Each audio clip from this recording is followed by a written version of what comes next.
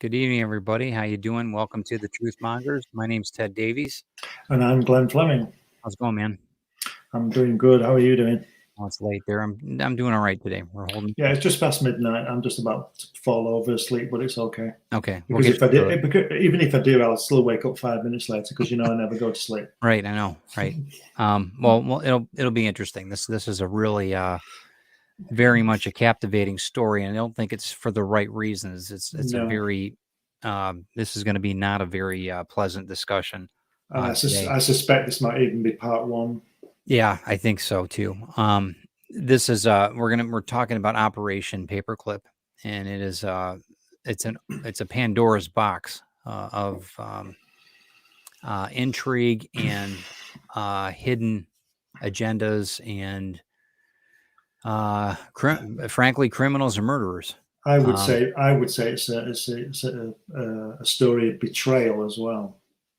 Yeah, it's just I don't know in a big part, Yeah, and we'll discuss the ins and outs of that, and maybe more than what you think you know about it. So in any case, but first, let's talk about our sponsors. Indian River Roasting Company's in the coffee cup tonight. Waking Dragon is in the coffee cup. I'm only having one cup tonight because I'll be up all night if I drink any more this hour. But let's check out everything that the guys are doing. Be right back. Here at Ted Davies Artistry, we take coffee seriously. And so does our sponsor, Indian River Roasting Company. It's fair trade, organic, and they're artisans just like me. The only difference is I use watercolor and ink and they use coffee beans. And I enjoy it all through my day. So do yourself a favor, go to the description when you like, share, and subscribe to this channel. Find Indian River Roasting Company's website.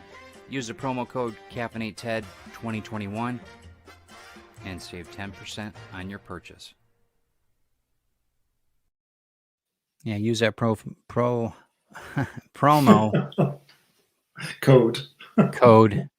CaffeinateTed2021. They'll save you 10% when you find Indian River Roasting Company at IndianRiverRoasting.com. Check them out. Save some money when you're getting caffeinated. We also have another sponsor tonight, John Cashman of Cashman's Comics in Bay City, Michigan. Check out everything John's doing. Hold on one second.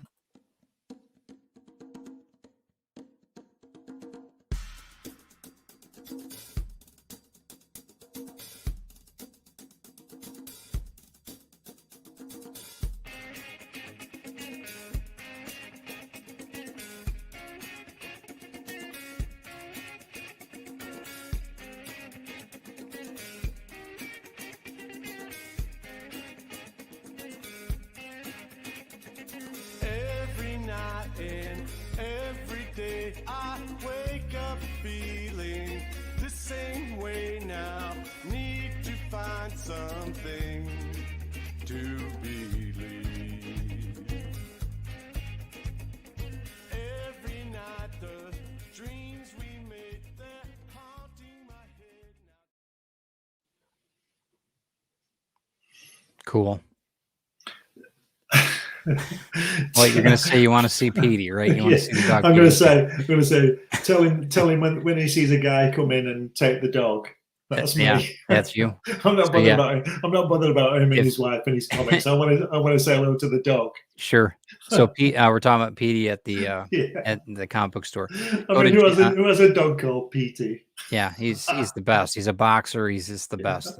So if you check out Cashman'sComics.com, you'll find everything that you need as far as collecting.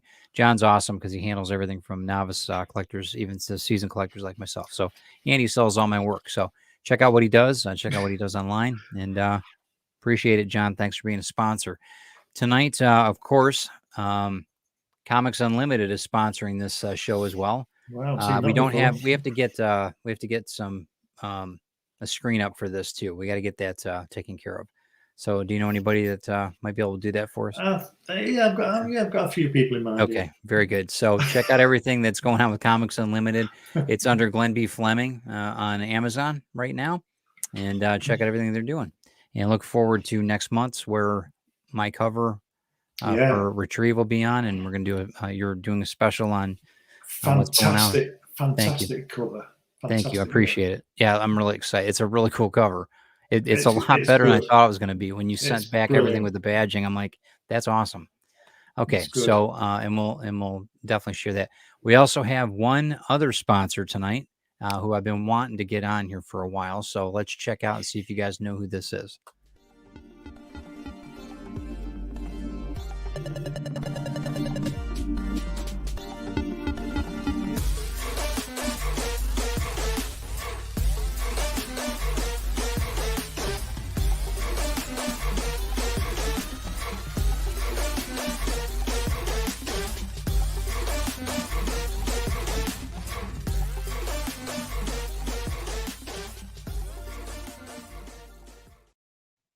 Yeah, my man Damien rocks, man. He did a good. Brilliant. Yeah, he did a great job on that. Archimedes. Yeah, he did. And right over my shoulder here is one of the Archimedes that he did, and Fantastic. and he did. I think he. Sorry, I think he may be doing some hatch models. For Yeah, me. I think I've not so. mentioned I mean, it.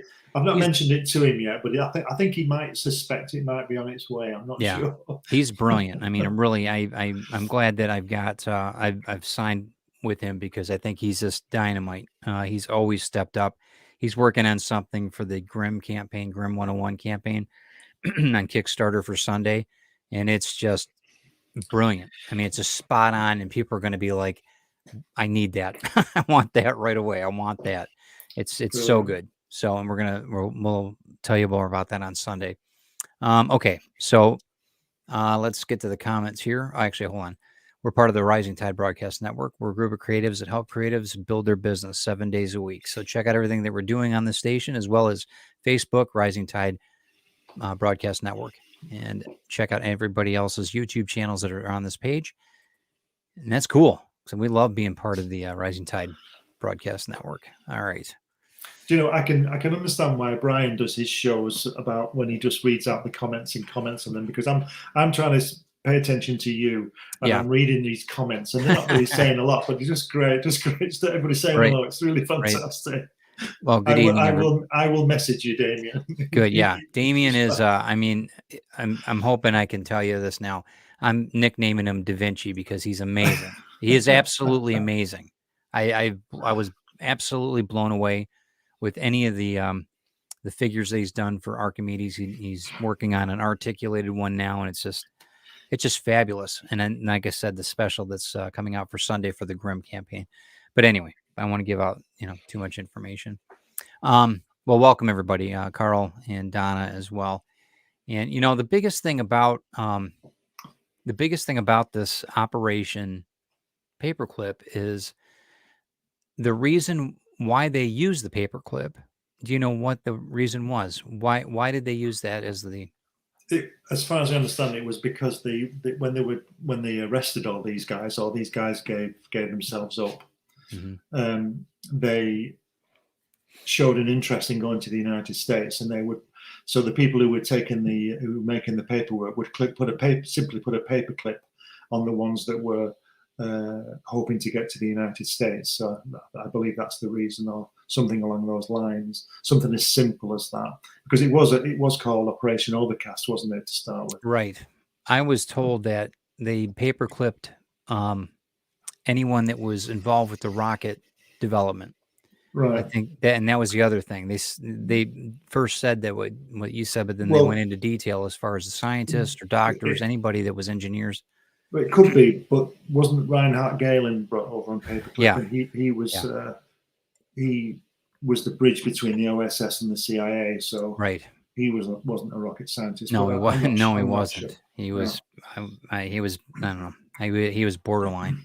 I'm not going to get into all the. You can read about him. That's a show in itself. Yeah, you guys can read about him. He's something else. Anyway, but as far as the Operation Paperclip, it happened right at the end of World War II. It started technically, I guess, 1947 to 1962. Is that what I read? 1945-59. Okay, all right. So that again, because that's what we're told, right? 1959, the rocket scientists all went over to NASA. They were originally working for the United States Army Air Force, right? And let's talk about that too, because that's a big part of this. As a refugee status, I mean, these guys they were Nazis. I mean, there's no I don't care if you're, I mean, if you're taking orders, it's one thing. Okay. You can play that card or whatever. And I'm sure that there was some that didn't do any, dirty deeds or whatever. But, some of these guys were hardened psychopaths. They were nuts. They Yeah. were killing kids. I mean, it was just, and, we turned a blind eye. And that was really, we as a country, we didn't know. I'm sure a lot of people didn't know I mean, I guess it is an atrocity in a way. It's a real, and again, it depends on ethics. It depends on what you want to do as a country. The biggest thing is that we didn't want them going to Russia, right? Yeah. That was the big rub on Yeah. it. Because if the engineers went to Russia, then it would have been a whole nother space race Well, deal. One intriguing part of it was it 1943 when the Germans were logistically losing the battle against the Soviets anyway after Yeah. Stalingrad, Yep. Operation Barbarossa, and all that kind of thing. Yep. Hitler sent an order out. I mean, there must be. I suppose you could research this more, but there must have been a time, and probably even a document, the way that the Germans always documented everything. Sure. A document that tells you that when they were losing that battle with the Soviets in 1943, this is 2 years before a year before we invaded, and 2 years before the end of the war. Mm-hmm. Hitler or Himmler, I'm not sure which one, sent an order out to the German forces in the Soviet Union and that area, Ukraine and all that. And they took, I can't believe this, they got scientists and engineers and anybody to do with aerospace who were at that point just in the Wehrmacht on the front line, the clever guys, I suppose you could say. And they pulled them out of there and put them into the rocket program at Peenemund with von Braun and what's he called, Hermann Oberth and all these people. And they were all. Do you see what I mean? The even then, before the end of 2 years before the end of the war, that they knew they were going to lose the land battle, as it were, and they were already getting into rocketry and stuff like that big time. But I can't believe that these scientist guys and engineers were on the front line, just getting knocked out. That's the kind of it doesn't surprise me. They had the psychopaths running the show, and then I don't know. There was I was reading about the so they used slave labor and basically the encampments to build these rockets, and anybody that was any of the Jews or anybody for that matter, it wasn't just Jews. There was gays, there was Catholics, there's a lot of people that were in these gypsies, everybody, everything, anything that didn't fit the norm of what they deemed to be. Sorry, the Wi-Fi is acting up again. Subhuman, I think the term is. They said they were subhuman, didn't they? They did, and they said they weren't. They can't believe. Well, I'll tell you about that in a second. I'll tell you about a little bit more about what our side said about them when they got here. But previous to Paperclip, to give a bit of a scenario to people who don't know, the Germans were launching the V1s, the Doodlebugs as they were called, and then later the V2 or the A2 or A4 rocket, whichever it was, but we know it's the V2 Vengeance 2, and that was the first guided missile. The V2, the V1s, the Doodlebugs didn't have a guidance system. They just used to fire them in a direction. They'd have so much fuel, and they would run out of fuel and then just fall and blow up whatever they hit, which generally was the countryside in the bottom part of Britain, or England, I should say, England. And then the V2s had a guidance system. Well, up at Peenemund, which is in the northeast coast of Germany on the Baltic, and what we did, we found out where they were coming from, and we went and bombed them. So they von Braun and his cronies went off to Auschwitz and those kind of places, and handpicked people from the camps, and they literally dug out the mountain so that when our bombers went over, it didn't have any effect. But as you say, there were railroad tracks going into these things, and some of the slave labor would actually build the rocket, put the rockets together. I don't think they were making the parts for them, but they were actually fitting them together. Right. And if they suspected anybody that was messing up the rockets on Yeah, purpose, they were done. they had a crane in the middle of the room and they would lynch him right there on the spot in front of everybody. And that's the type of mentality that these monsters is just, they're starving these people to death. They're freezing to death and they're expected to do, just makes me sick. Just makes me sick. So they just killed them immediately. Yeah, in front of everybody so that they could see that this is what was going to happen. Can you, I mean, what You would can't be imagine that. Yeah, it just makes me sick. The whole the cruel reality of it all. And then we get to this point where we're bringing these guys over here. Yeah. And here you go. Here's $1,500 a month or whatever, $2,000 a month. Here you go. All these great jobs. Here's a house. Well, was it Dornberger? They gave his money. I think it was Dornberger, von Braun's boss. Yeah. It might not be. I might be wrong, but I think it was Dornberger. He was given. Hitler was so pleased with his work. He gave him 1 million Deutschmarks, which might be $3. I don't know, but it's a certain amount of money. And after the war, or when he surrendered, that money was frozen by the, I suppose, the US banking system. I don't know how it works. And then when he was working for the United States, they gave him that money. Of course, they gave him his money back. Of course, it's madness. It's just so they madness. And right after the war, they had 400,000 golden tickets, if you want to call it that, to come over to the States as refugees. And 4,000 of those, they're very hard to come by. 4,000 of those plus were for Nazi officers and families, which is really just unbelievable. It's just unbelievable. But I don't know. Go ahead. Well, there's a guy called Herbert Wagner who was a missile expert. Mm-hmm. And when did the war end? It was May the 8th, wasn't it? I think so. 45. Yeah, 1945. Yeah. Well, on May the 18th, 10 days later, this Wagner guy was designing rockets they call them glide craft. So I guess I'm guessing I'm guessing that they weren't actually rockets. They were let go as like drones and just dropped from aircraft. He was using those against the Japanese in the Pacific. 10 days later. Yeah, which is mind-blowing. Which is, I mean, in those days, it'd take 10 days to get there, wouldn't it? Yeah, sure. And, the other thing, too, I want to bring up is that some of these guys were just following orders. And I understand that from a standpoint of duty and what you're supposed to do.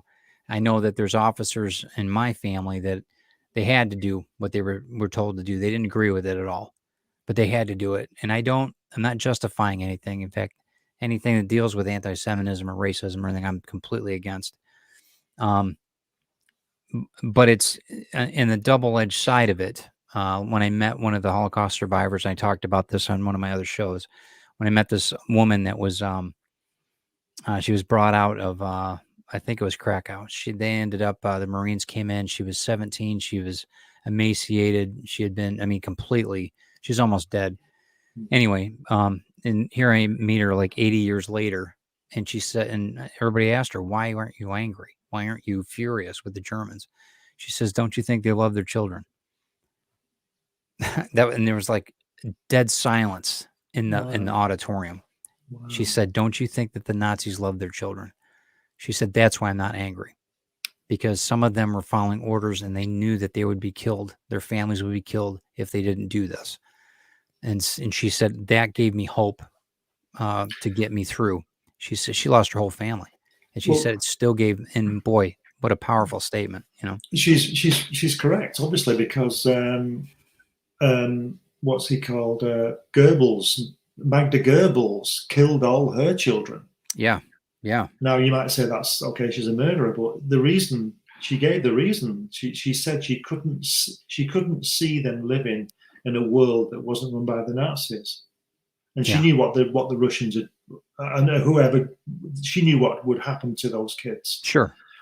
And she killed them. And Goebbels, for all his bloody talk and stuff. She did it.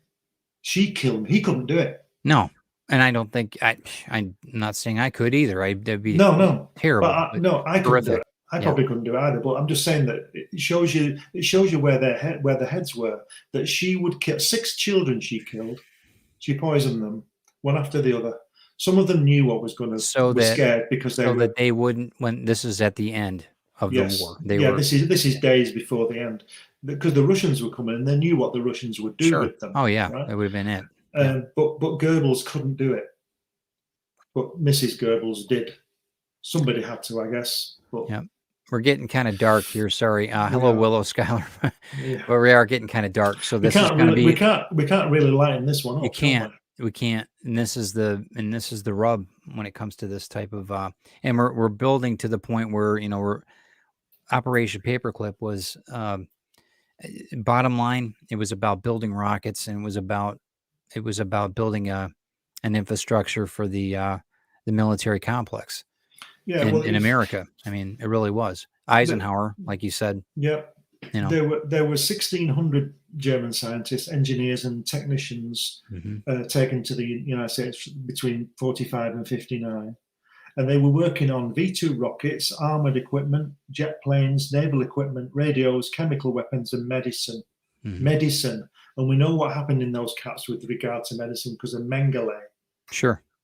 I wouldn't call it medicine. Yeah. But that's what they were doing. But the United States brought 1,600 scientists and their families, and I think it added up to about 6,000 people. Oh, easily, yeah. And the Soviets took 2,500 of these scientist guys in 1946. They were taken to the Soviet Union. So that's nearly 5,000 people working on these V2 rockets. I'm discounting the families because obviously they weren't. Sure. But these guys were so far ahead of everything. They were making. I don't know, the first cruise missile. They were making drones. They were making the brain power of these people is incredible. And I'm not forgetting all the atrocities and stuff like that to get there. Well, there's a thin line between brilliance and depravity. Madness. I mean, there's a very thin line, right? Yeah, but it's incredible that they were. It's like I always say to people that. All these, Hitler and Goebbels and Lenin and McCartney and all these kind of, I'm not tying them in with those guys. These people are walking the earth all the time, but they don't meet. So in other words, there's an Adolf Hitler in Iceland today, and there's a Goebbels in Australia, but they never meet. Do you understand what I mean? Mm-hmm. But all these people came together at the time, and it's all to do with being in the wrong time, the wrong place at the wrong time for that kind of thing. Do you see what I mean? But there was a vacuum. There was a vacuum there, and it was a perfect storm. Together. It's a perfect storm. Yeah. Right. It's incredible. I talk about that, and not to plug my book Retrieve, but I talk about that in my book Retrieve and how it falls into line again, and and how it happens or why it happens in a certain location. I mean, it happens. And it's scary. It's absolutely scary that if a few of those people weren't together, that might have never happened. It might have never taken off to the level, the horrific level it did. I think we touched on this before, or at least I've had the conversation with you. And the real dark side of all this is that we sort of created it after the First World War. We created the vacuum. It's like Afghanistan now and Iraq. You go in, you sort the guy out, and then you come out and you just leave a vacuum, and there's always 15 other people want to take over. Sure. And that's what's happened. That's what's happening now. So we don't seem to learn. But then again, from the other side of the point of view, is that you can't have an occupying force in a country for the next 4,000 years. Yeah. You've got to let them get on with it. Yeah. And that's what happened in Germany. Hitler was a product of his experiences in the war. Sure. He became a political animal, went to jail for those politics, but when he came out, moved it and still filled the gap. But anyway, I'm not defending him, by the way. No, I know. No, well, you're just saying the reality of it, what it was. It wasn't. You're not defending. I know you're not. You aren't.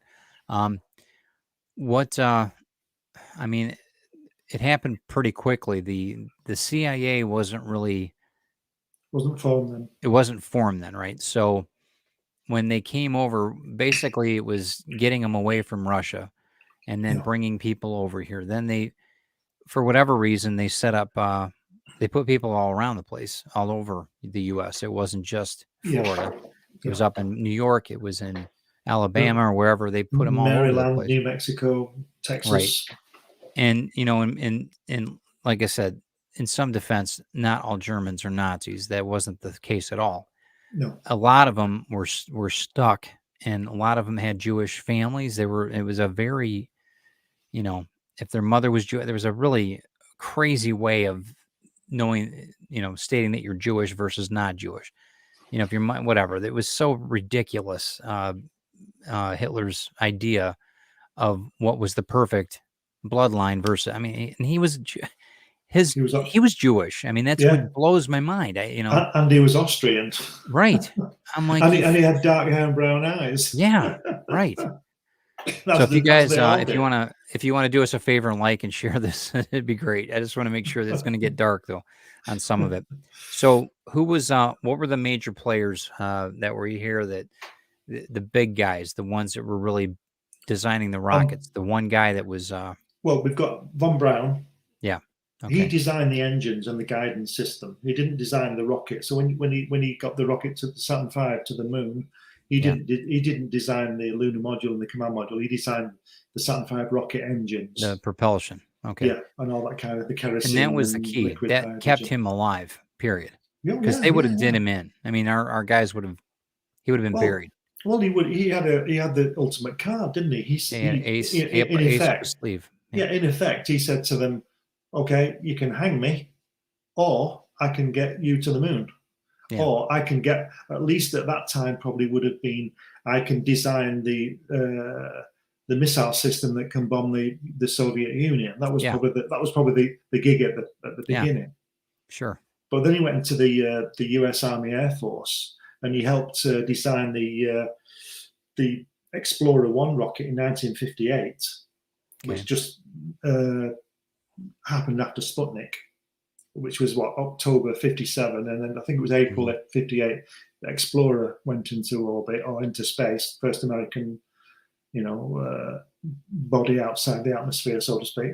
Yeah. And then in 1959, he was seconded to NASA, because that was when they decided to go to the moon and all that kind of thing. Right. Kennedy came in and did his speech, and then in 8 years after that, they were on the moon. But von Braun designed those rockets after that. The Atlas rocket that launched the Mercury program and the Gemini program, the Titan rocket that launched the Gemini, and then Saturn V that launched the Apollo. Really? Wow. And so without it, we wouldn't have been. It would have been even further behind. Yeah, would have probably been there by now. But it's like everything else, he was a man of his time. I mean, he grasped it. But getting back to paperclip, yeah, there's a lot of shadowy documents around that time as to whether or not he was in the Nazi Party, when he clearly was, because we do have his number. Sure. He was in the one Nazi of the Party. pictures that you sent me. Yeah, let me post one of those. Which one was it? With the cast or the other one? No, the other one, because you can see him, but you can see his pin, not that one, the other one. You can see the pin on his lapel. Oh, that is a Nazi Party pin. Now the other guys are obviously soldiers. I think that's Dornberger to von Braun's right with the hat on. The guy on the left there. I think that's Dornberger. And von Braun said in a report to the intelligence services that he was coerced into joining the Nazi Party, and that Himmler himself had wanted him to join, and he didn't want to. And he spoke to Hermann Oberth, who was his boss. And Oberth said, look, if you don't join, they'll cease funding our work. And you might be arrested. It's one of those things against the state or whatever. Exactly, yeah. So he joined, and von Braun said he only ever wore that uniform once, right? And there's a photograph. I don't think we've got it. There's a photograph of him with the uniform on at Peenemünde, with people hanging behind him. Yeah. Right. Now, okay. But he said You he want to only go ever, back? Want me to go back to it or no? no, you're okay. Okay. It's okay. And he said that he only ever wore that once at his induction, but people who were there who survived said he used to strut around in it all the time. Sure. And Yeah. when he went down into Poland to the camps to choose people, he Mhm. didn't go in his nice 3-piece suit. Why would he turn up in that? Sure. And he also gave the wrong. It could have been an error, but he gave the wrong date for when he joined, because he joined the Nazi Party in 1937. That's Oh. before hostilities. Yeah. That's Right. 2 years before hostilities. Right. Was he in And charge of the crowd control and all the rest of the gang violence, breaking up the I'm not Jewish, sure about. I'm like not sure the about. no. Okay. I don't know about that. But he, in the report, in the intelligence report, he states that he joined the Nazi Party in 1939. Now Mhm. that could be an error, but I don't think you make an error like that. No, especially with the document. No, not with the somebody documentation that they did. No. somebody's intelligent as he was, Yeah. and as precise as Germans tend to be with their Yeah. documentation. Yep. I don't think that's a mistake. I don't know why he would do that, but I don't think that's a mistake. No. But he was, like I say, he was working on the V2, and that was the first guided missile. He could aim that thing. Now, Like did I say, those flew into London, right? Did they Yeah. ever? They attacked. Well, they must have. I don't know how many hit though. I But don't know how many hit, but the thing with the V1, the Doodle Bug, mhm. they would fly them, they would point them and fly them, and they'd run out of fuel and drop. So some Right. hit London, but all the V1s hit London. Yeah. Or the V2 hit London. Yep. Because they were they had guidance. They were system. pointed there. Yeah, right. They had a guide. They knew where they were going to drop them to within, I don't know, square mile. Maybe. Yeah. So, and they killed 10,000 civilians, I think. Just unbelievable. And not once did they hit Buckingham Palace. So why? That's interesting, isn't it? So one of the biggest places in London, one of the largest buildings in London. It's a complex. It's unbelievable how big it is, and they missed it. Yeah. Interesting. So, I guess Hitler wanted to sit on the throne there, so to speak. I don't know. Wow. Well, stranger things have happened or talked about. What was the? I mean, when they came over here from after the war, they were set up pretty well. But can we move into the camps that we had here?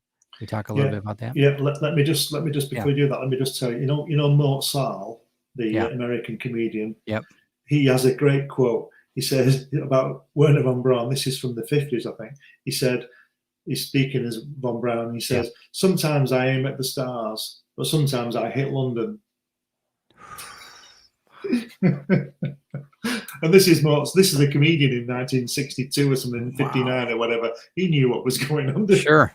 Wow.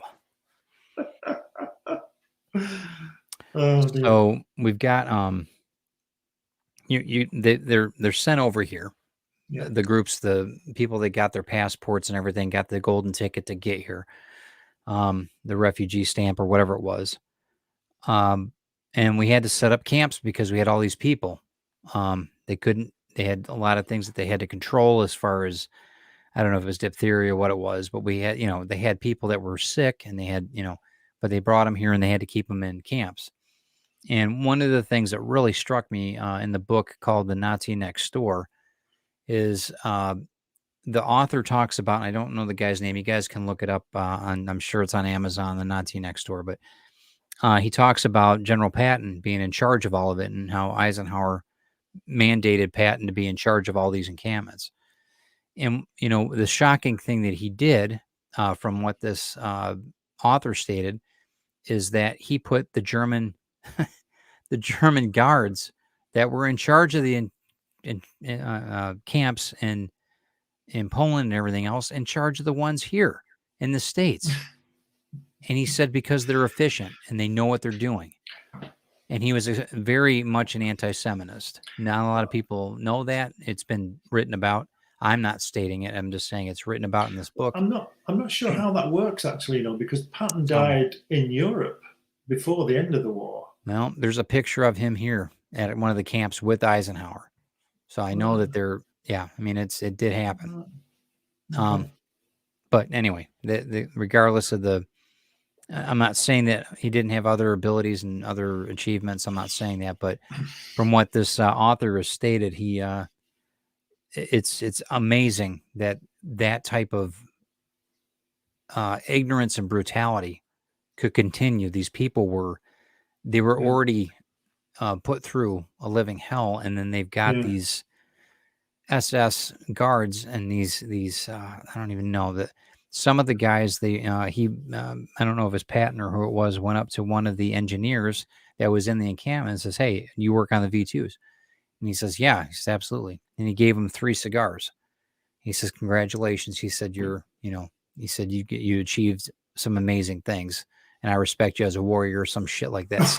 I'm paraphrasing, but it's some, and I'm like, that's really sickening. If that really happened, that's really monstrous in itself. I don't know. There's a lot of things there that they turn my stomach just thinking, and what happened. If they're, and these are from dossiers and other things that were never published, but they're in the Congress. I think Library of Congress has them. This author is pretty prevalent too. I forgot his name though. Isn't that something? But anyway, it's called The Nazi Next Door. Really interesting. I'd say what I find interesting as well is that they found a list, didn't they? A black list. Yeah, they did. And some guy found it. It was supposed to be destroyed, I think, and he found it and he gave it to the British. And then MI6 got it, and then the CIA got it, and all that. And at the top of the list was von Braun. Right. And I know that a lot of the people were in Germany. The Germans were held in Germany and interrogated for up to 3 or 4 months before they were allowed to move. They got every drop of intelligence out of them they could regarding all that stuff. But von Braun and those people, they knew who they were going for. And von Braun, there's a picture I sent to you with his arm in a cast. Yep, I've got it. What happened there was that towards the end of the war, von Braun sent his brother out to find the Americans. They knew that they knew that they would be valuable to either side. Oh yeah, Soviets or the United They wanted a States. sweetheart deal. Yeah, hell yeah, they did. But they wanted to go to America.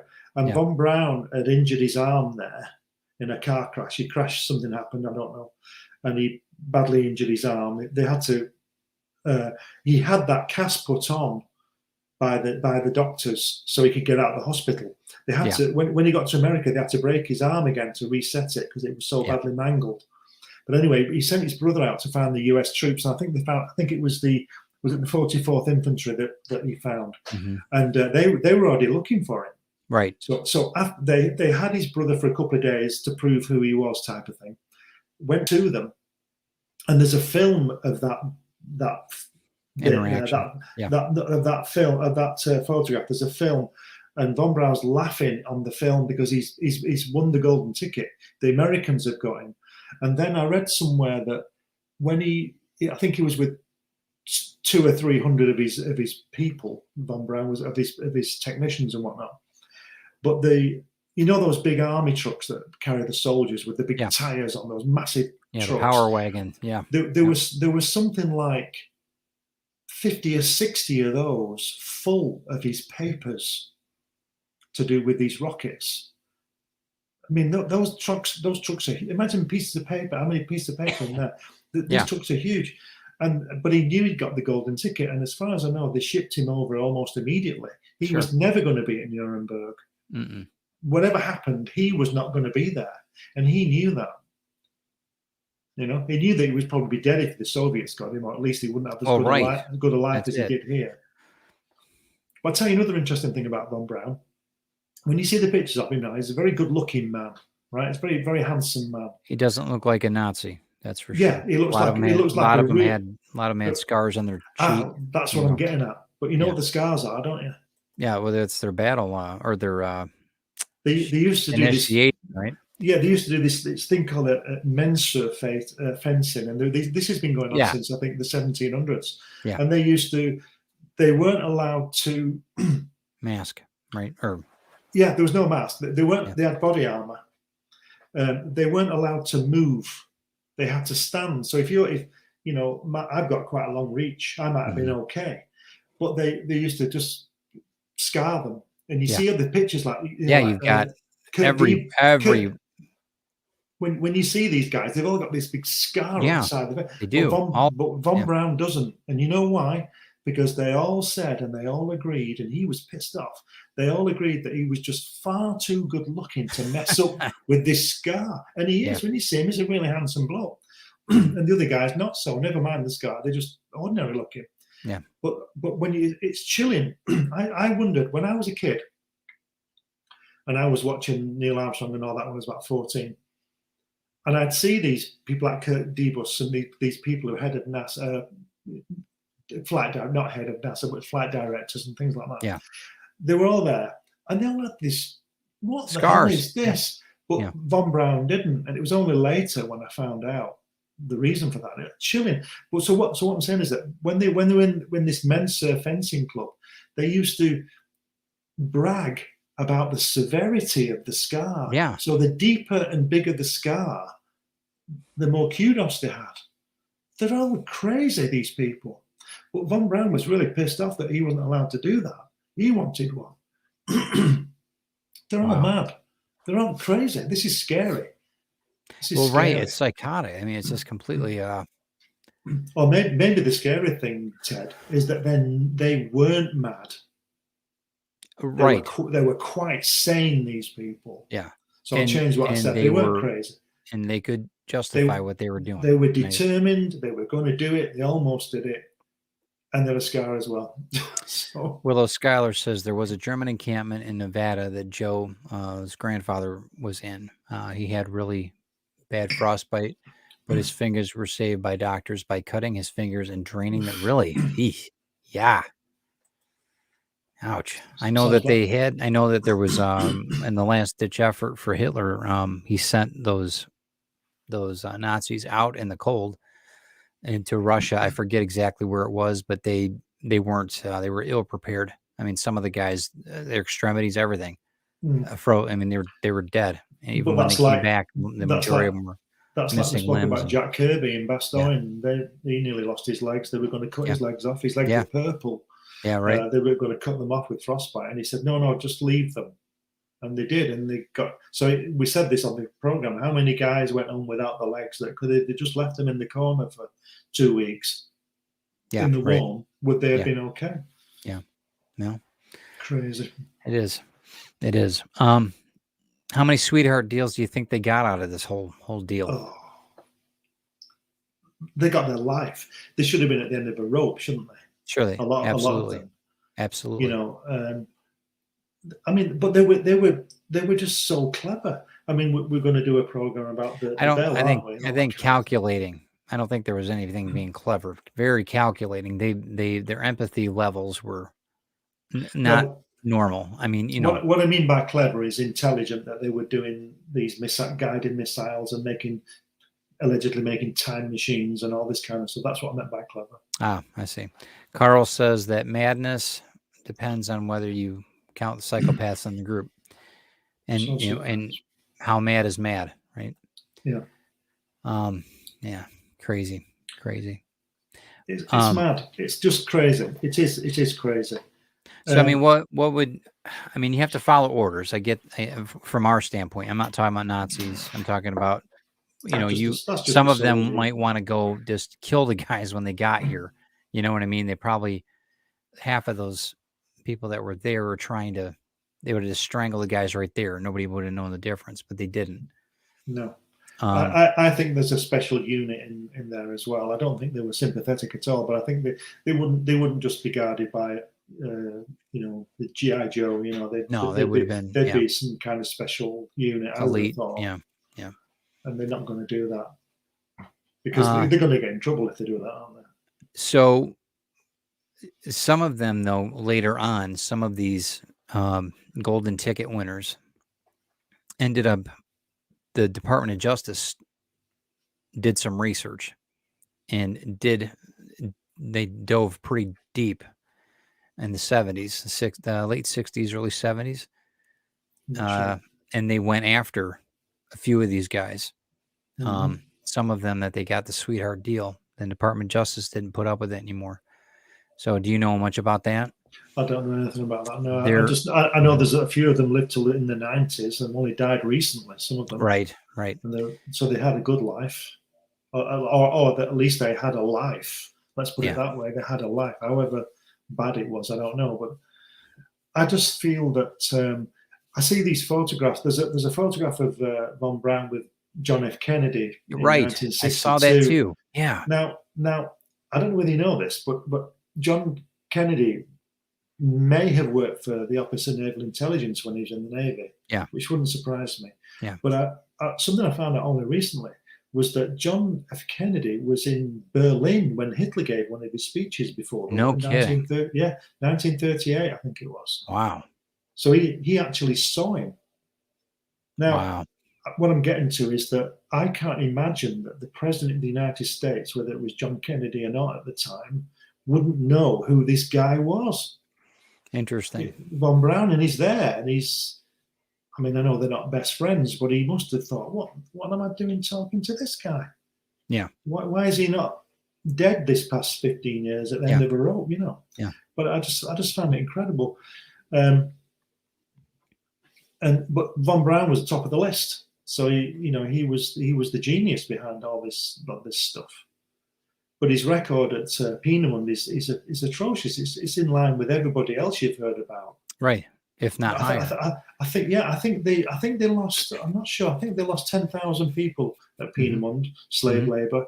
Yep. Digging this mountain out so that we wouldn't bomb it and all this kind of thing. Sure. And there was a time, I can't remember the other guy's name, but there was I'm not sure it was Dornberg or not, but there's another guy who was with Von Braun, and he sent a personal message to Himmler. Now, I would imagine that the only way you can do that is if you know the guy. You can't, and he said that there's tons of gatekeepers. Yeah, he said the latest 1,500 workers you've sent me, half of them have died. Yeah, I need more labor. I need more people. I need more. Yep. And need more bodies. Okay. Yeah. And they were. And he was upset that it was a New Year's Eve party that he had to deal with all this at because people were dying too fast. Oh my God. I'm like, you piece of shit. Sorry, guys, but I mean, you piece of garbage. Do you know what I find frightening in all this is the fact that this is what we know. Right. And we're still talking about it because it's such it makes me so angry. I mean, we're going away from the paperclip, but there was a program on here a few years ago, must be 20 years ago, I suppose, and it was a documentary. They made it when we got to Poland, because that's where most of the camps were, as you know, in the western Poland. Yeah. They sent the top director of the time, a guy called Alfred Hitchcock. Right, you've heard of him, to film these camps, and he made this documentary, and it was revealed in the documentary, but it was never shown until about 1992, 50 years after. And it showed you, because I was surprised by this, and I thought I knew something about this. There were more than 500 of these camps, like Birkenau and Auschwitz and Treblinka. I thought there was about 10. Yeah, there were more than I didn't think there were that many. Wow. And the reason, and when Churchill saw this film and the Allies saw this film, they banned it. They suppressed it because Churchill reasoned that if we show this, there won't be a German left.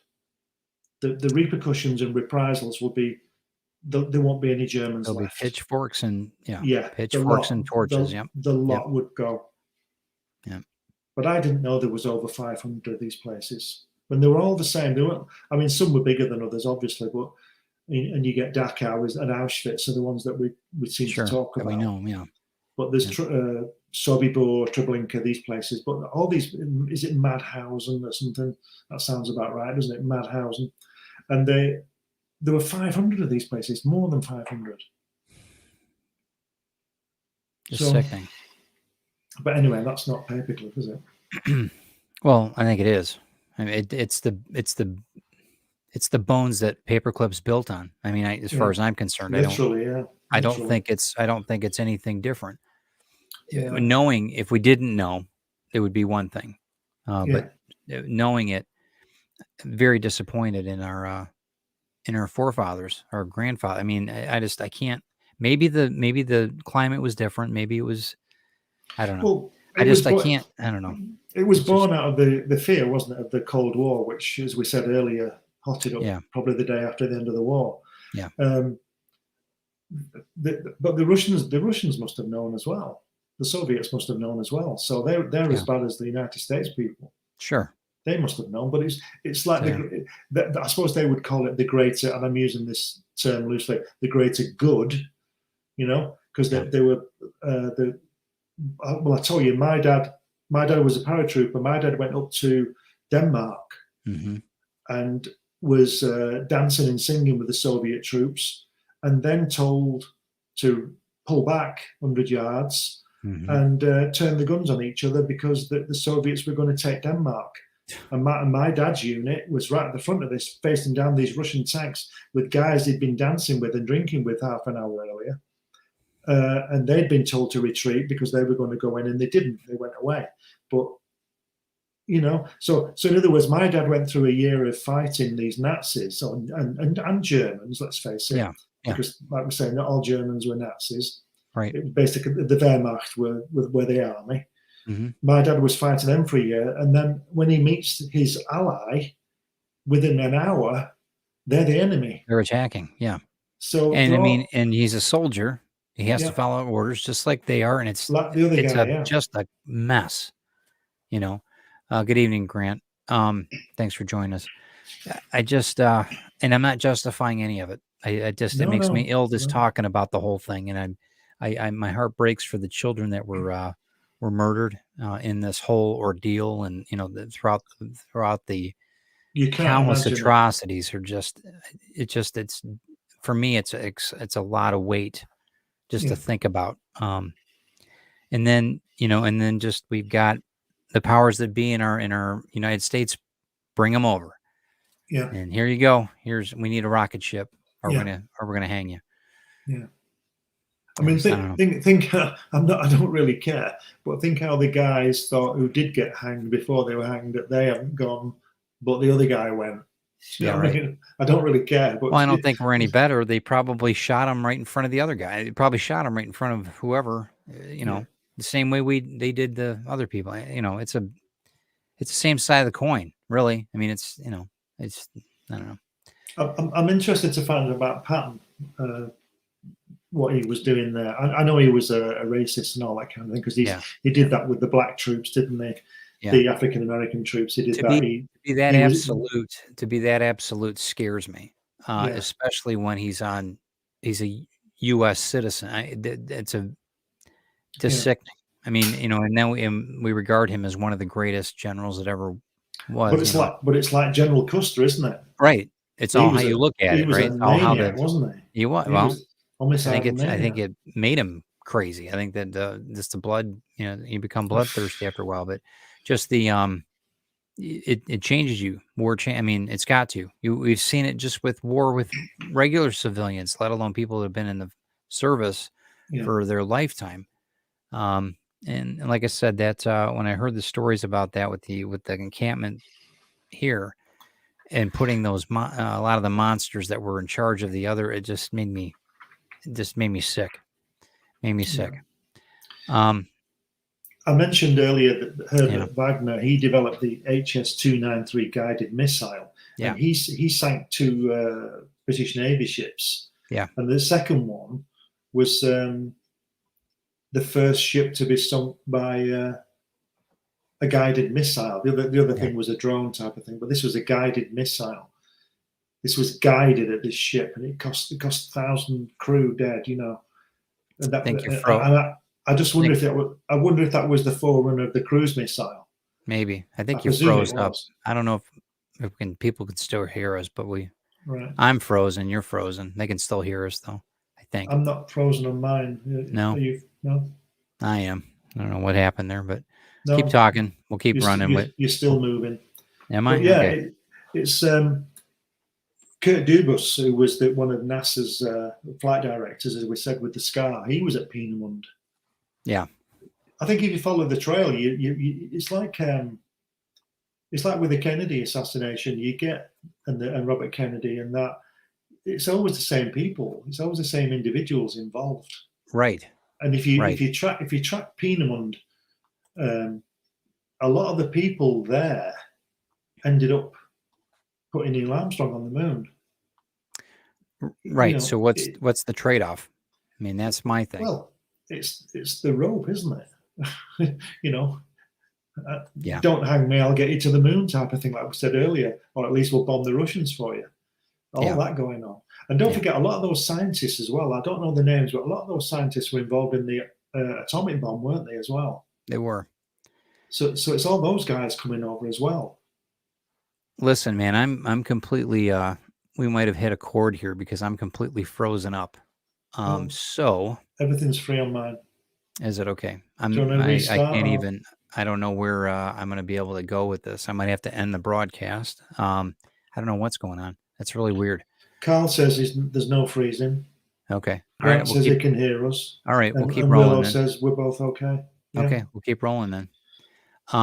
Yeah. If it ends up faltering, let me know, guys. I don't know. I've got my screen's completely frozen, but that's fine. We'll keep talking.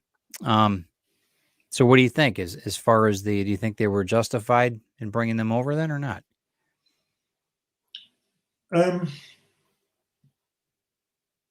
I think it's one of those yes and no things, because if they hadn't have brought them over, the Soviets weren't going to stop. So I think you have to be cold about it, which I think they were being cold about it. I'm sure there was other aspects involved in money and whatever, grants and stuff like that. But if you think about it, the Soviets were going to do it. The Soviets were going to do it because the Americans were going to do it because the Soviets were going to do it. Okay. And that's the way people work, isn't it? Yeah. And I don't mean about the moon landing. I mean about everything else, the stuff that came out of the moon landing that people don't even, the developments in technology that happened because of that particular program that would just be happening now. I don't know. It's a difficult thing. Killing 11 million people can't be justified. All that slave labor and pain and hurt and horror can't be justified. But when you look at it from another point of view, it still can't be justified, but you can see why they did it, I think.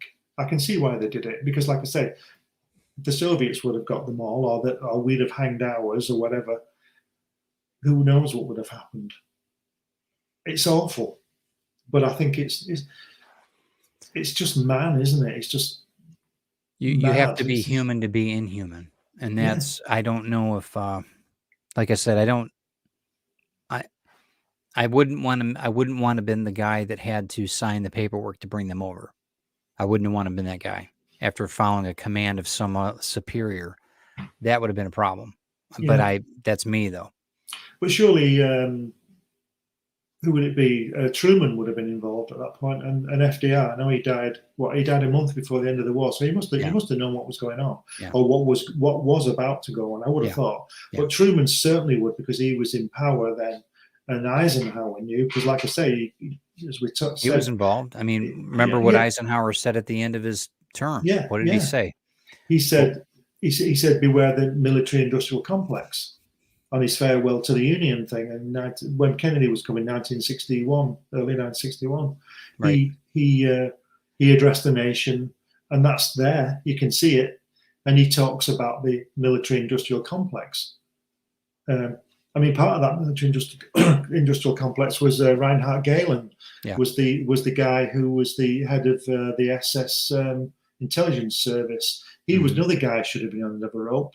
But what he was the go-between between the OSS and the CIA. Okay. And Truman created the CIA. Right. Hoover. When would Hoover come in? 50s? J. Edgar Hoover. Yeah.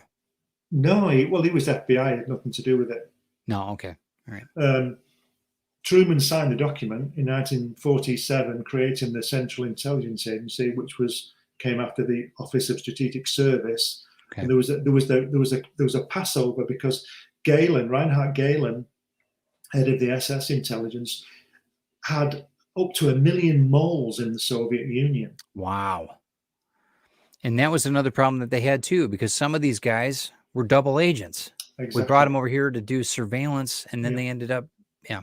That's fascinating too. So what a racket. His little speech, I would imagine, was like Von Braun. He can say, "Okay, you can hang me, but, or I can. You can have 1 million moles." Right. It reminds me of Inglourious Bastards, if you've seen that movie. Yeah.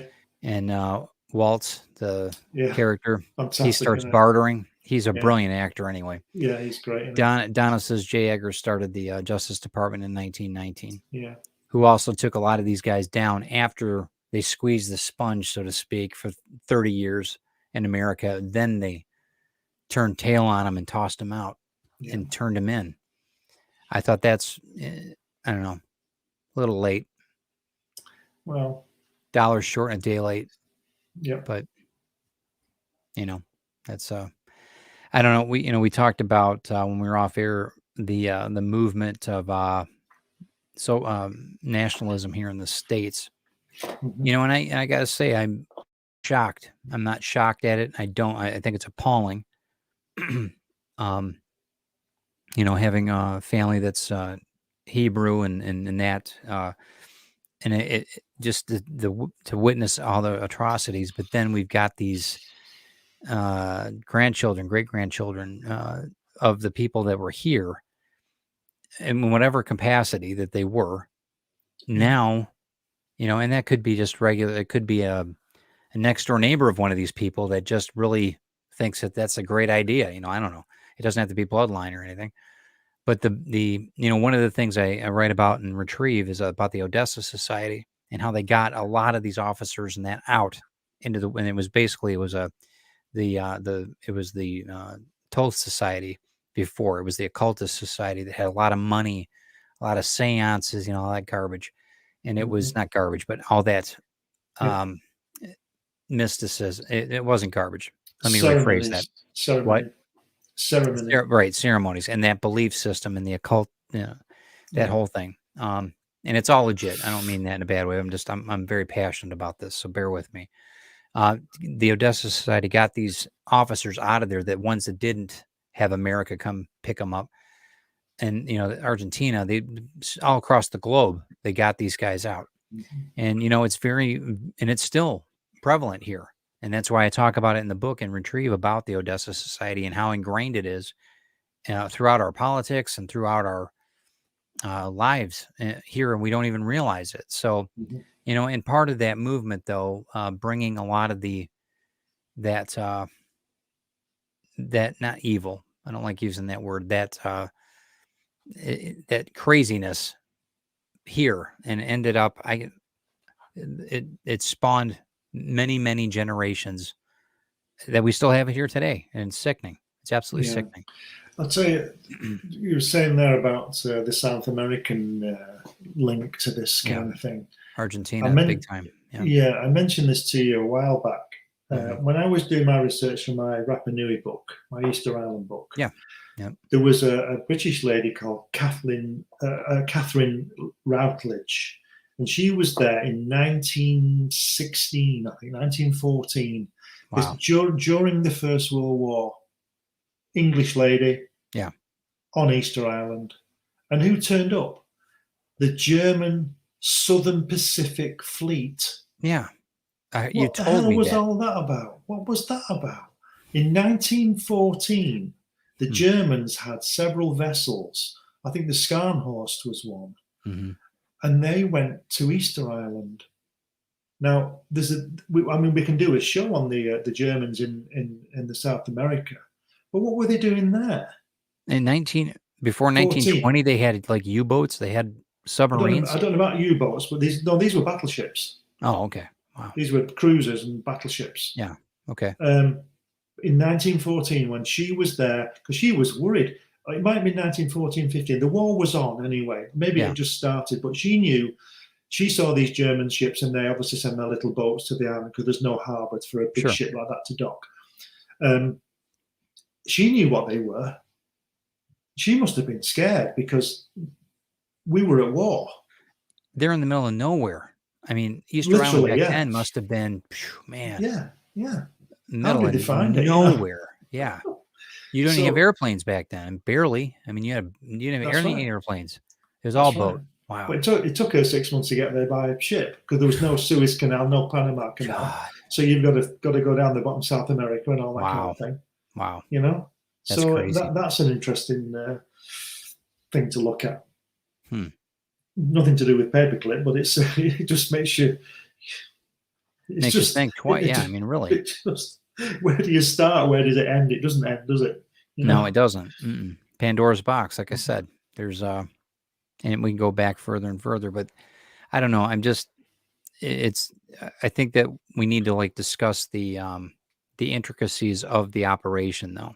Okay, so like Carl earlier in the listing there said that they had a list and they had a list of people that they were looking for, that they knew their specialties, because they had recon, they knew Of course, a lot about well, it. Von Braun was the top of the list. Yeah, right. And they're in any case when you're looking for specialists like that, they're going to search and destroy. And these specialists, a lot of them, like you said, were working out sweetheart deals because they knew Hitler was losing. They knew eventually he was going to end up faltering, and they wanted a sweetheart deal to get out. Yeah. So they didn't get killed or they weren't prisoners of war. That's right.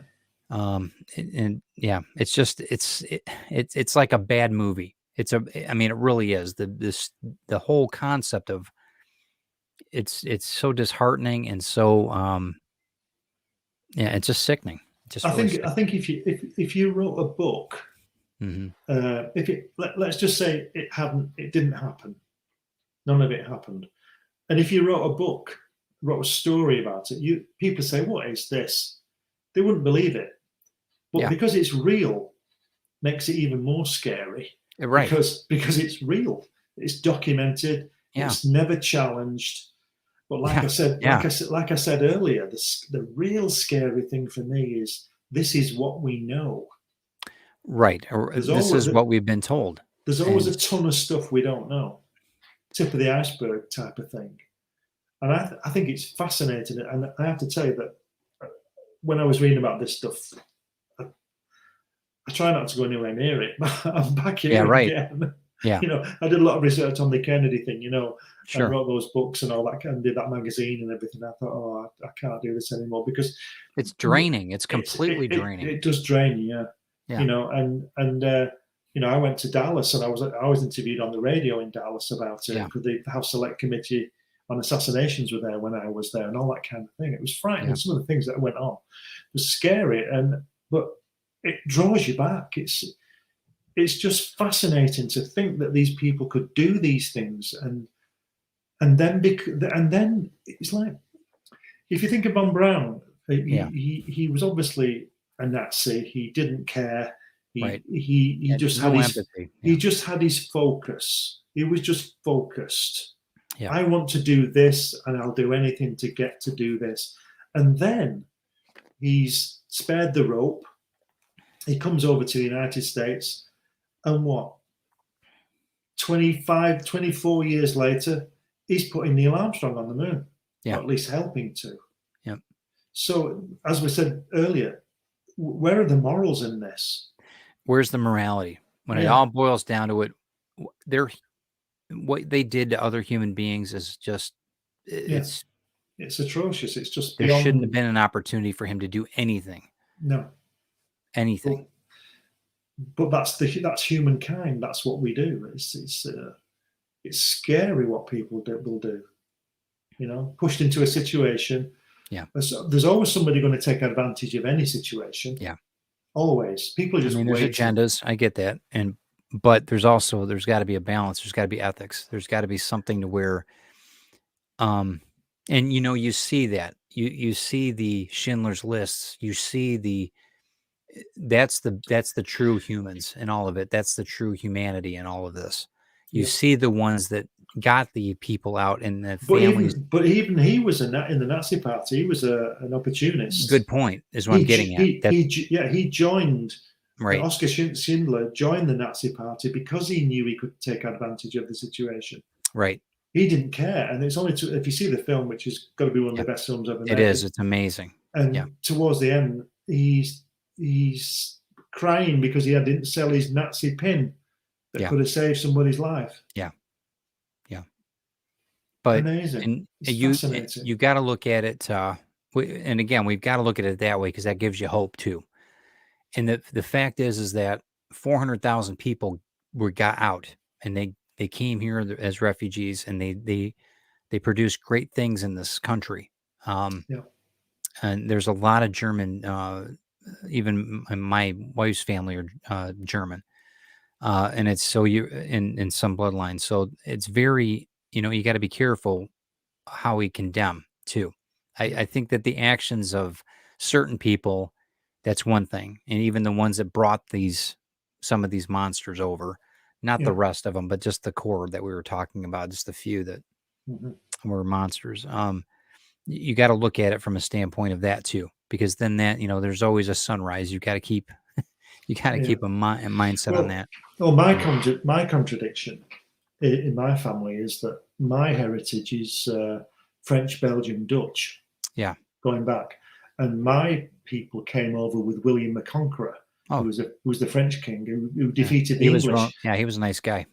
He was a really great guy. Yeah, he's a great guy. And there's nobody more passionate about being English than I am. That's true. I will give you that. Yeah. But if I go back 1,000 years, I'm Dutch. You're not right. So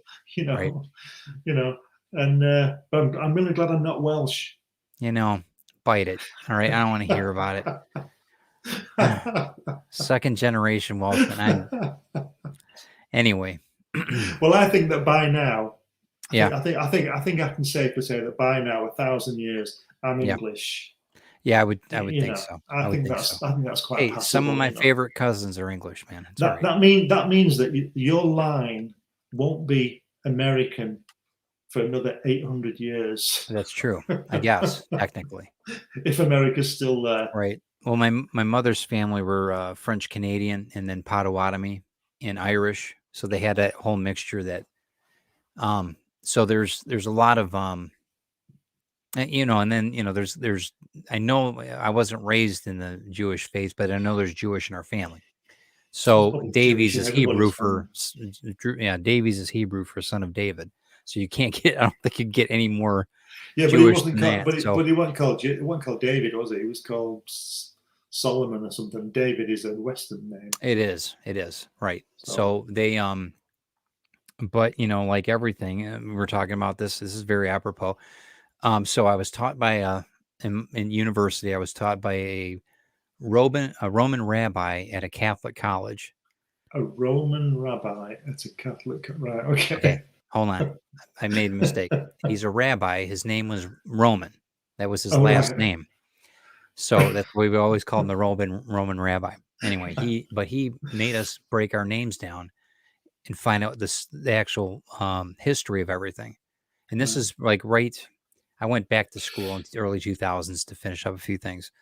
And he broke it down. He says, you got to check out your heritage. Because Davies, that's a 6 letters, and he was talking about the 6th letter of the Hebrew, 3 letters and 3 letters put together, and you need to look at that. So I went back and we checked things out, and I guess in 1066 AD there was a big move out, as they say. They were moving a lot of the Jewish people out of Wales and Britain, and either you converted or you got the hell out. Right. And I think that's where my dad's ancestors, or my ancestors, they converted. And then that's how they got to stay. They converted to Christianity. Right. And that was kind of the break in the chain, so to speak. Well, so I asked my dad many years ago now, he's been dead a while, about this Flemish thing. And apparently during my research on my family line, the Flemish people were quite okay, Donna.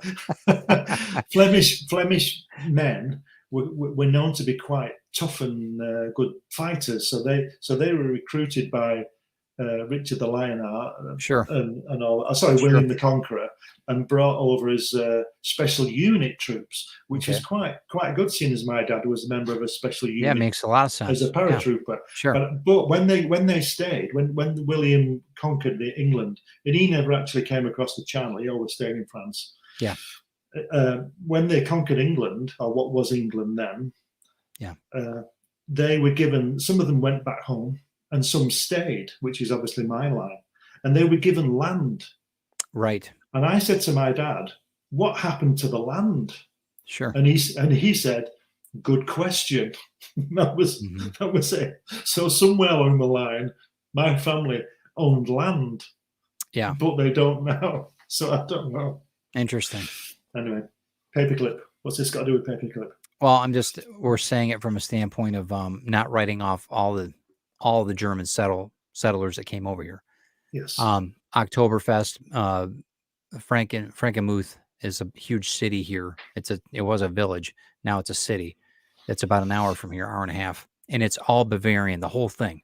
It's crazy. It's like a Bavarian village city in Michigan. And they have Bronner's, which is open 24 hours, not 24 hours, but 365 days a year, Christmas, all year long. You know, it's one of those type of places.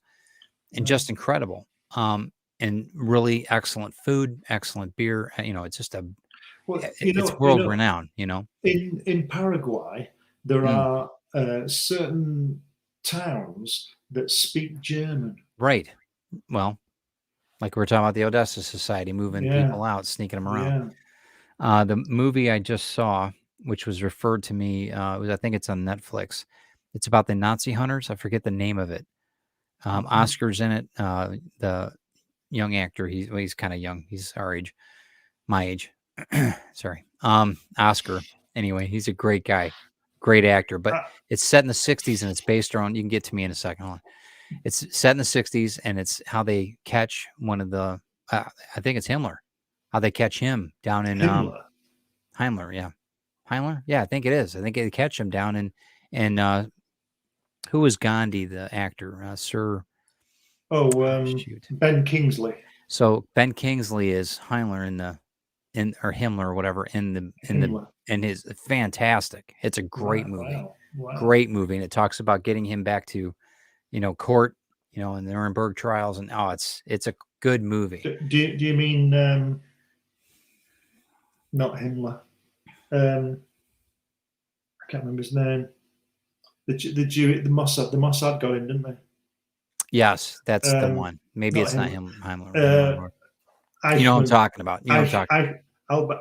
Albert Eichmann. Eichmann, that's it. Eichmann, and it's a really well done movie, and it goes really deep into how, people had to change the Jews had to change to be Catholic in that area so that they could survive, and they were actually special agents. Yeah. It was just fascinating. It was so good. So you guys need to check it out. I forget the name of it now, but it was fantastic. But what I'm getting at is that, there's good in every creed, race, and whatever. There's still good. And it's hard though when you've got a mindset of dominating a society or maybe you can look at it a couple different ways, protecting your society, whatever it is, how skewed that is, whether we're bringing them over to be scientists to build a big missile or a ray gun or whatever, justifying the horrors and war, giving a license to murder, and then, you brush it off like it's not a big deal. Yeah, That's just not good. It's like we said earlier about the morality of it. I think there's a time when you can ignore that because you have to, because it's like thou shalt not kill. But if somebody's coming through your bedroom window and they're going to kill you and yours, you're going to probably do something about it, aren't you? Self-defense. Yeah. And you're going to worry about it later. So you could argue that, there's lots of like I said, they were military. Some of these guys were military soldiers and they had to do what they were told or they would have gotten. Yeah. And I understand that that thought, okay, oh my God, my kids are going to get killed if I don't do, you know what I mean? That's got to be unbearable, Yeah. unbearable. Well, they did But that. the other ones that, you know, the men that gave the orders to Yes. those, you know, that's the I can't remember his name. There's an English actor, Kenneth only- Branagh. Kenneth Branagh.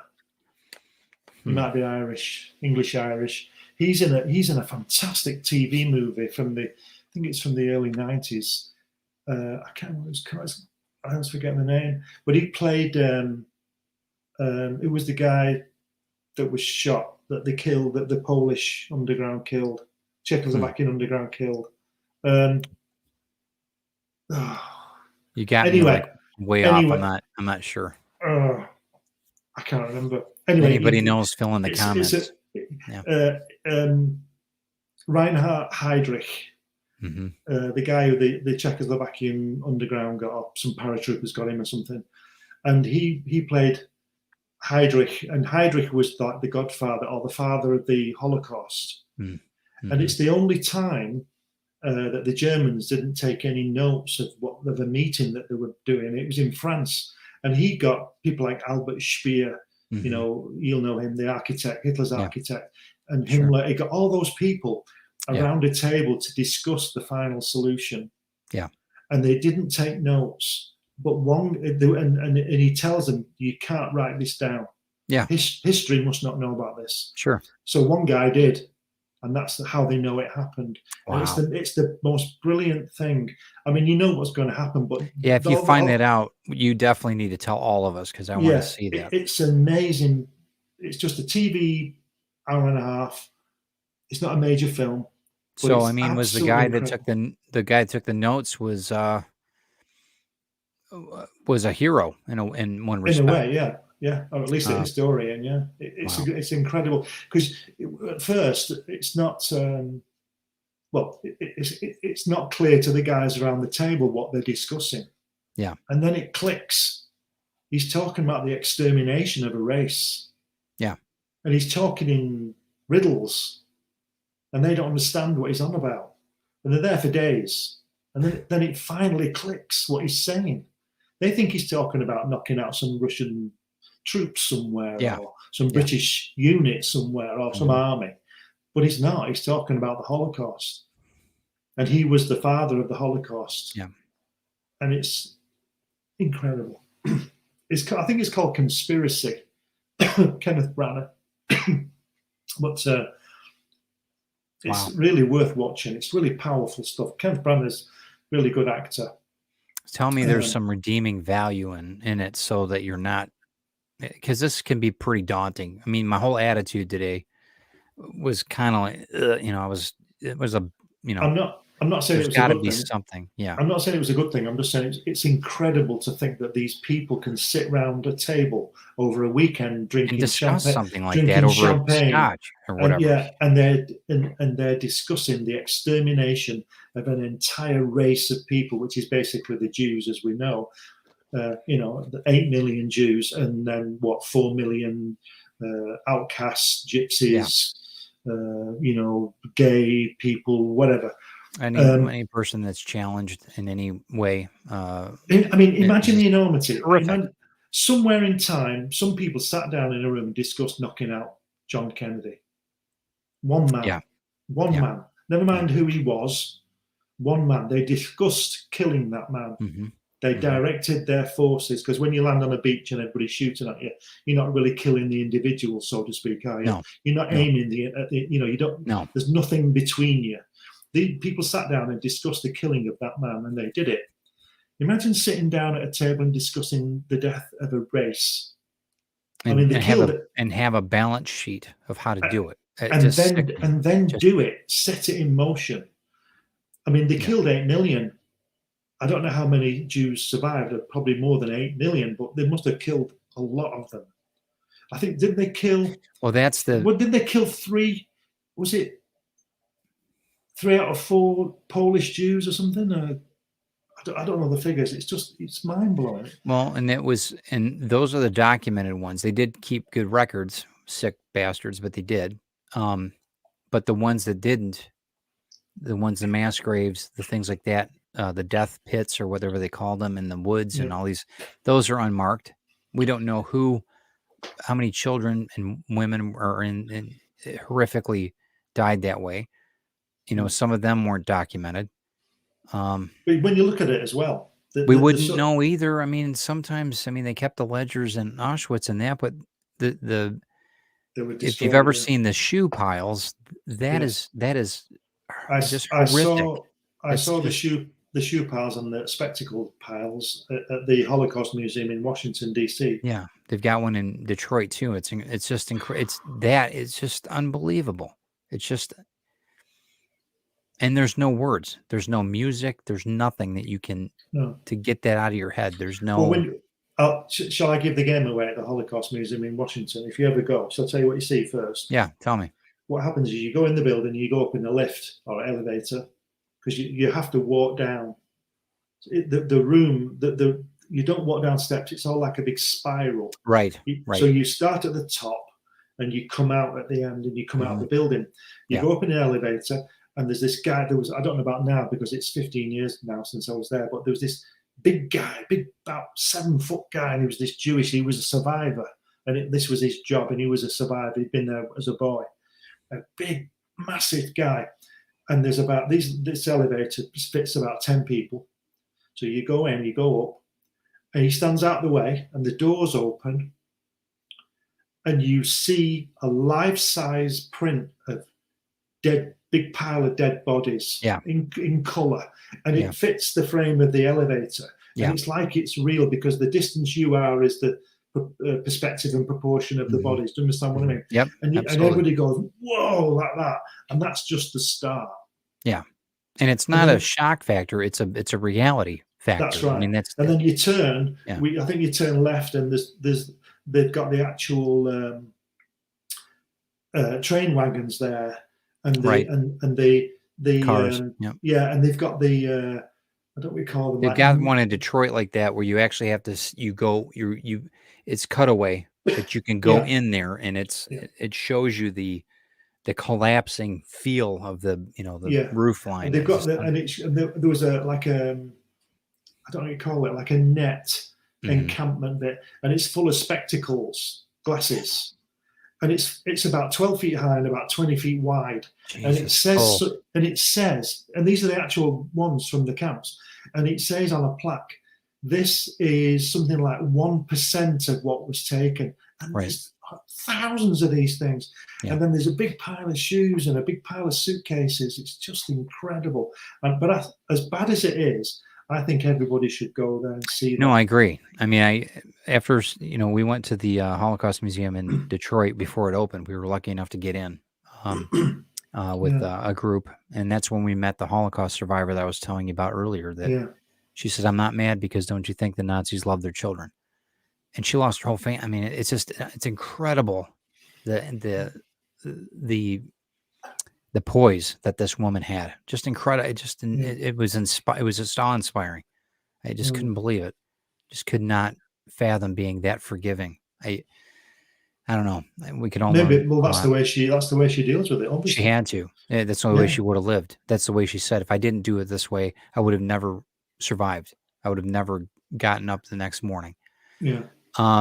Jody, hello. Joe. I want to say good evening to you. we got off paper clip. We did, yeah. I'm sorry. Yeah, I know. We get, this is it's a passionate. It's such a big thing as well because it's all intertwined, isn't it? We started off with paper clip, and we're still dealing with it. The decisions that were made back in those years the repercussions are still happening to today, and people deny it. It seems like there's a lot of things that people deny right now. It's kind tells you something, isn't it? Yeah. Wow. Well, there you go. But it's the enormity of it. It's like we said about the paperclip thing. I mean, I just thought it was Von Braun coming over and a couple of his mates, but it's 2,000 people, and then you've got Galen and all these kind of people. It's an agenda. It's I don't. There's to turn a blind eye to it was really quite a terribly remarkable thing that they did, and I think it's a damn shame. I know that they want to get to the moon, whatever, but but something else that was hinted at as well, that when they were working on paperclip, people working on chemical and biological weapons. Yeah. They were also instrumental, I believe, in what became MK Ultra. You know what that is, don't you? Mm-mm. What is, Never heard of them. It's to do with the, have you seen the Manchurian Candidate? Oh yeah. Right. Well, it's mind control. Sure. Okay, And, that I do know. Yeah, that yeah. I know Manchurian Candidate very well. And Well, they've got sleepers all over the place. but they were using LSD. Yeah. People were jumping out of buildings, and Yeah. they were using LSD to control the mind. And there is I don't believe this, but there was a thought at one point that Sirhan and Lee Oswald were MK Ultra. Manchurian candidates. But for people that don't know what a Manchurian Candidate is, there's probably the best way to think about it is like the Winter Soldier in a way. The new Winter Soldier movies talk about there's a code that they can, in a nutshell, to awaken this primal killing machine, basically is what it is. And this is the Manchurian Candidate is based around a person that's trained lethally and then can subsequently live a normal life. But once these words are used in code, they go into a hypnotic state and they massacre. It's, hold on 1 second. Grant said something here. Is this the thing that Ted Kaczynski, however you spell it, that was involved in? Don't think so. He was the Mad Bomber. I don't know. I don't know about that one. You guys might want to, if anybody knows about that one, jump in. Sirhan may have been hypnotized. I don't know about MK Ultra because that was all using drugs, but he may have been hypnotized. Yeah. Because there was a girl at the ambassador when Bobby was shot with a polka dot dress, and polka dots are supposed to be something that humans signal. And she was running around, this girl. So I don't know. So there's, for that reason alone, I don't, some of those guys, some of the maybe some of the Nazis shut that off. Maybe they were trained in that. I know that there was one thing about training that I read about Nazi soldiers. The dogs were very important. The puppies, they raised them as puppies, and they raised these German shepherds, and they raised them from the get up to a certain age, and then they were forced to kill them. And this was the kind of rearing that these soldiers had. It's just horrific. I mean, Hitler's children, right? What did they call that? The where they had all the young kids as early in the Hitler Youth. That's what it was, Hitler Youth, and they ended up just indoctrinating these children to the point of dobbing the parents in and to the SS and all that kind of stuff. And there seems to be that stuff going on now. But anyway, Grant says about Charles Manson there. I think I don't know, but I think Charles Manson's involvement in psychological experiments. Was drugs and things like that. I don't know whether he was used to do what he did. But I think his mind was pretty messed up anyway. And reading about him from his life, horrific. You would be messed up. What happened monster, to him? I'm not making excuses again, but I'm just saying you've got to take the whole story. But he was obviously out of his head on drugs and stuff like that. But he's helter skelter idea, crazy boy. It was terrible. And I don't mean to, Sarah, I'm sorry, I don't mean to shock you and what we're talking about here. It's a pretty serious thing, though. But all these things fall into the paperclip idea and the morality of it all. How do we continue with this? And not tonight, but how do we continue on with the next? Are we going to get more into not necessarily the gory part, but actually how they lived or how they? Well, at the beginning when I said, this might just be part one. I'm not sure we can go anywhere with this paperclip, because I think because we would need to go into specifics. We would need to go into individuals, I think, more so, and tell their story, which we can do. And a lot of them live very boring lives. I have to tell you, they lived very boring lives here. Here they did. Yeah. They watched everything. They watched their P's and Q's big time. I watched a documentary years ago about the moon landings, and I think it was Kurt Dubus was on, the flight director, and it showed you some previously unseen footage. You know, when you see Mission Control and they're all whooping and clapping hands when the Tranquility Base here, the Eagle has landed, and all these guys all jump up, throwing bits of paper in the air. Well, this was a film that had never been shown before, and it showed you the back of that Mission Control, facility, and they were up in the rafters were like offices with glass fronts, and there was all these guys in them, and this was Kurt Dubus and all the German scientists were in there, and they were all just standing there with their arms folded. They weren't impressed at all. And it showed you this interview with one of them, and he said, what did you think when Neil Armstrong put his foot on the moon? And this guy said, it was a fantastic achievement, man's greatest achievement, but it should have been a German. So he was still in that mindset. Still there. Wow. I don't know which one it was. I'll try and find does it matter? I mean, that statement is just unbelievable. I don't know. That's wow. I think we can come back to it, like I said, but we'll have to go into individuals. Yeah. Because there are a few sort of main names. I mean, there's 1,600 people, but I don't know if there's a list of those people. And it's interesting. It would be interesting to see the way that their families developed too when they were here. What did their kids go into? Did they go into politics? Did they go into service? What, just to see. Yeah. And see if there was anything that wasn't maybe to right the wrongs. Maybe. I don't know. I mean, that would be interesting too to see if there was I mean, we'll never know, will we? But and you won't be able to answer this, but I'll ask you the question: what would you do if you found out your dad had been in charge of Auschwitz? How do you come back from that? The guy in Schindler's List, Goetz? Is he called Goetz, the German guy? Yep. Well, I watched a program not too long ago on the BBC about his daughter, who's still alive.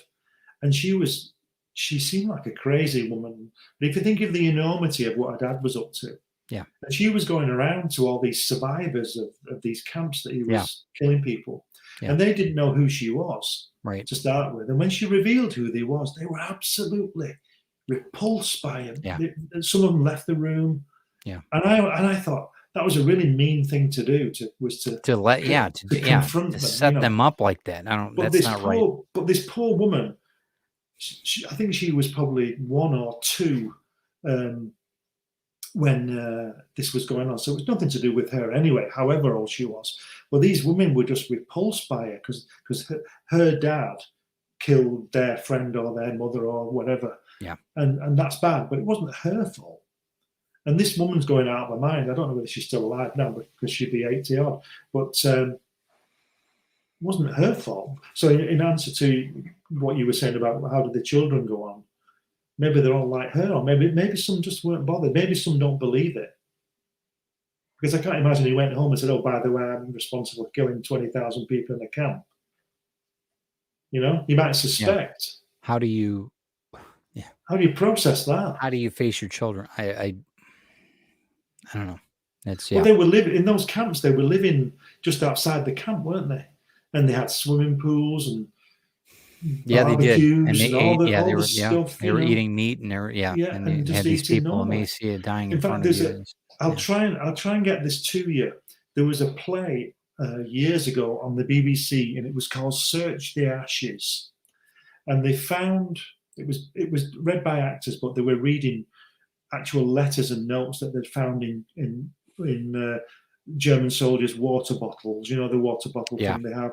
Yeah, they put these notes in. There were drawings in of people being shot and hanged and all the things. Artists were drawing them, and because they knew that sometime these things would be found, and they were buried.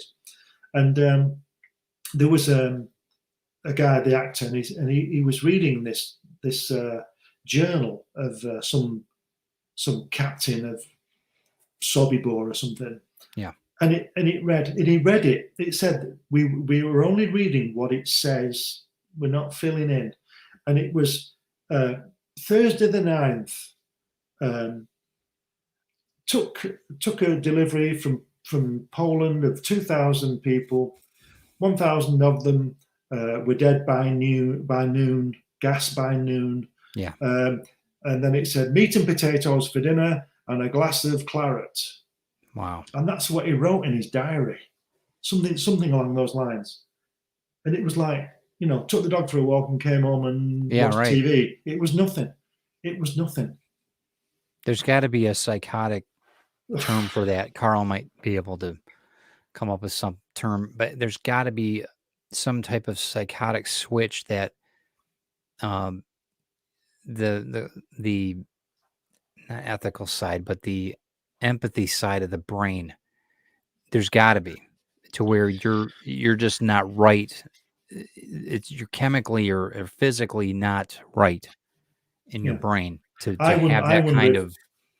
I wonder if it's just the way we are, and it's taken us 1,000,000 years to be so violent, and we're sort of getting there. But there's still, I mean, look at what happens in a riot. Yeah, the tendencies. I mean, People mob mentality. I mean, people just flip. You've seen what people do in a mob mentality recently. Yeah. All over the world. But yeah.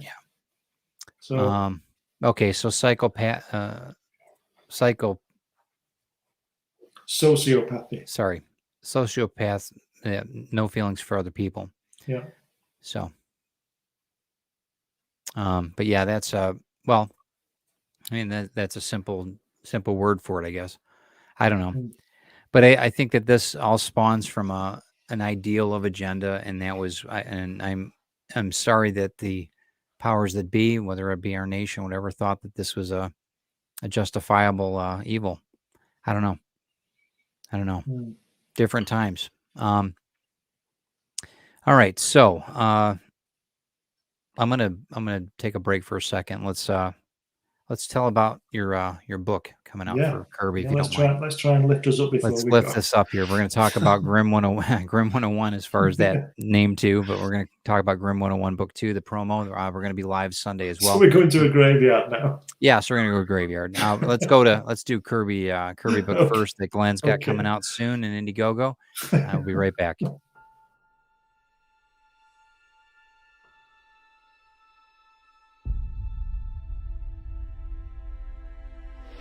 When they mined an area,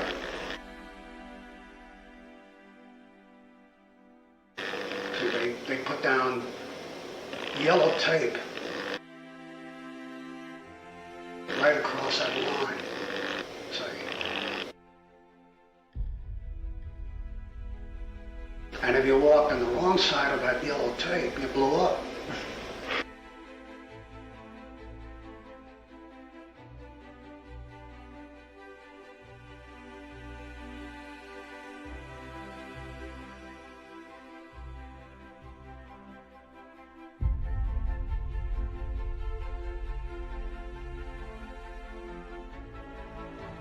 Strange Tales 136. I remember it very clearly, and that was my first exposure to Kirby.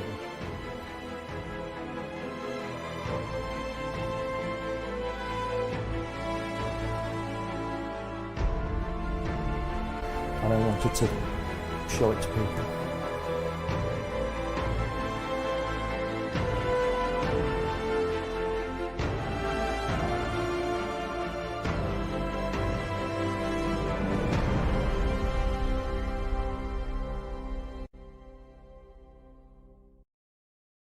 Yeah, if I had one question to ask Jack, I would have asked him about this episode and said, "Hey, what do you think about this? What do you think about this?" Yeah, well, because I mean, he didn't like Nazis. He wasn't. He didn't play around with that. He got to the camps, one of the camps as well. Yeah, he saw it firsthand, and he probably wouldn't have been very happy. No, and he told me that the worst of the German forces he faced with the Waffen SS. Yeah. He said they were just. That's what he based Doctor Doom on. Was a Waffen SS tank. It was a tank because he knew it had the hard exterior that was merciless, that would kill, but it had the soft inside. Yeah, because people were inside, and he said they were just ruthless. And he said he he and his friends, unspoken, they needed to be more or less the same, otherwise they weren't going to get back. Right. And that's it right there. That's the unbelievable truth of it all. Everybody knows that November 5th, we are going to be doing From the Trenches of Hollywood. I know we're talking about war and everything else right now. This is the promo for this is just the intro. It's not actually going to be on the show. So I know it's a little bit, we're going to get kind of down again, and then we're going to get back to normal with my campaign for Grimm. But give me 1 second. We're going to be talking about the new podcast that Craig Hall and I are bringing out on November 5th. Hold on 1 second.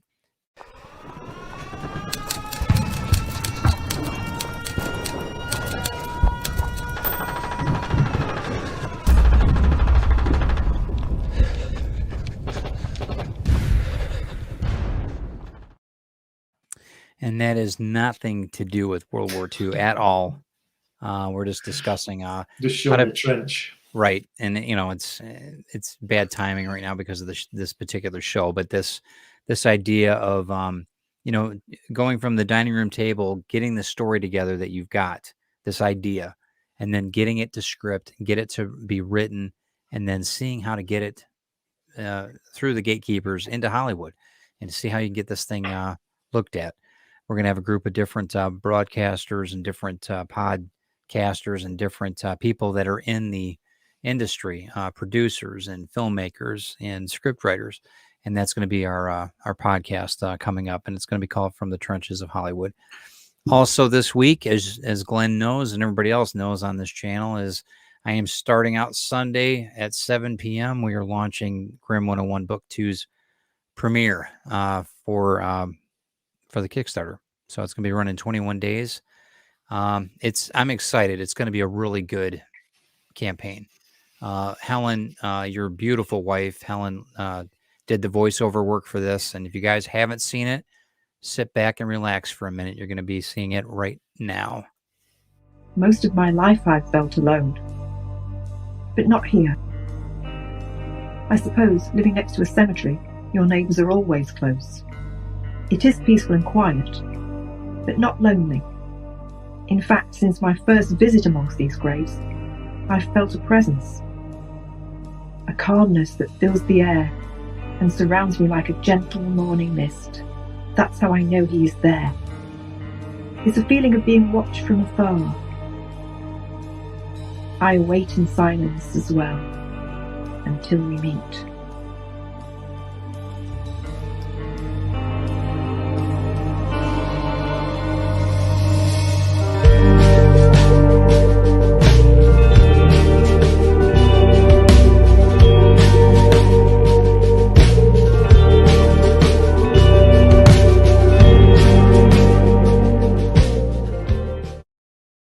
And it's awesome. And if you guys need any work done, Jeremy does a great job with Dastardly Dingoes. He put the video together, some of my artwork, but of course, Helen had to bring the voice to Gwendolyn in the story, and she's just fantastic. You guys, both of you did such a great job on the videos. Glenn's voice was Jim, the Cemetery Grimm, on the last promo. So I thought it was very apropos to have Helen on this one. So, well, she's got this really great breathy voice, hasn't she? And she goes, in the air.